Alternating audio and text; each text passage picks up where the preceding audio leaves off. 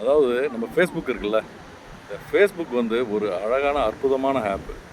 அதில் பார்த்தீங்கன்னா, அந்த ஆப்பால் பயனடைஞ்சவங்க பல பேர் இருப்பாங்க.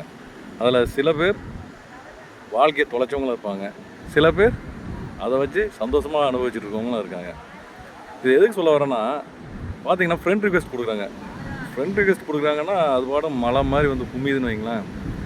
அந்த ரிக்வெஸ்ட்டை நம்ம வந்து அவர் யார் என்ன ஏதுன்னு பார்த்தா நம்மளுக்கு தெரியல.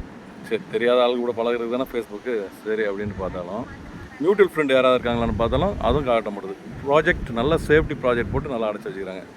சரி, பொண்ணுங்க அடைக்கிறாங்கன்னா அவங்க ஒரு சேஃப்டிக்காக அடைக்கிறாங்க. ஆம்பளைங்க எதுக்கு அடைக்கிறீங்க? சரி, அப்போது உங்கள் ப்ராஃபில் ஃபுல்லாக தப்பானது இருக்குதுன்னு அர்த்தம். அது ஒரு பக்கம். இன்னொரு விஷயம், உள்ளார வந்து பார்ப்போம் சரின்ட்டு, சரி அப்செட் பண்ணிக்கோம், சரி புதுசாக ஒரு ஃப்ரெண்ட் வராங்களா அப்செட் பண்ணிக்கோன்னா உடனே மெசேஜருக்கு வராங்க. அவங்க ப்ராஃபைலை போய் பார்த்தா அவ்வளோ கேவலமாகவும் கன்றாவையும் இருக்குது. செல்ல ப்ராஃபைலில் வந்து வெறும் சாமி படமாக இருக்குது. நம்ம மெசேஜரில் வந்து ஆம்பளையை முத்தம் கொடுக்குறதும் ஆம்பளையை கட்டி பிடிக்கிறதும் என்ன இது? எனக்கு ஒன்றும் புரியல. இல்லை, உங்களுக்கு அப்படி ஒரு ஆள்னா அது மாதிரி ஏதாவது அவன் ஃபோட்டோ வச்சுருந்தானா அவனுங்களை பார்த்து ரிக்வெஸ்ட் கொடுங்க. இல்லை, உங்களை நம்பி தானே எல்லாம் பொட்டை பிள்ளைலாம் பெற்று போடுறாங்க. நீங்கள் ஆம்பளையாமே கடிச்சிட்டு அலைஞ்சிங்கன்னா அப்புறம் பொட்டை பிள்ளை பெற்று வச்சவன் என்னத்துக்குள்ள ஆவான்? படும் கேவலம் இல்லை நீங்கள் பண்ணுறது. இந்த ஹோமா செக்ஷன் வாங்கல அந்த கர்மாந்திரத்துக்கு அலையிறானுங்க. நான் ஒன்று சொல்லட்டுமா? இதுக்கெல்லாம் என்ன காரணம்னா, இவனுங்க படிக்கிற இடத்துல பசங்களை மட்டும் ஒரு தனியாக ரூமில் போட்டு அடைச்சிட்றாங்க. இந்த கூலி விலைகளுக்கு தாங்க முடியாமல் இல்லாத சேட்டையெல்லாம் பண்ணிவிட்டு இங்கே வந்து ஃபேஸ்புக்லேயும் விடுறதில்ல. மாட்டிங்கன்னா தொலைச்சி போடும். இதனால் நல்லவங்கள்ட்ட கூட பேச முடியல.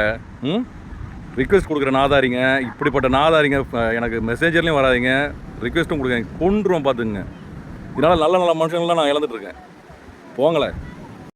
இது பத்தாதுக்குன்னு பொம்பளை பேர் வச்சுக்கிறது, பொம்பளை படத்தை போட்டுக்கிறது, இந்த வேலையெல்லாம் பண்ணுறது.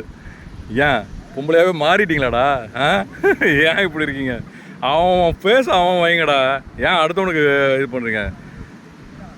கேவலம்டா டேய், சரியான கேவலம்டா நீங்கள் பண்ணுறது.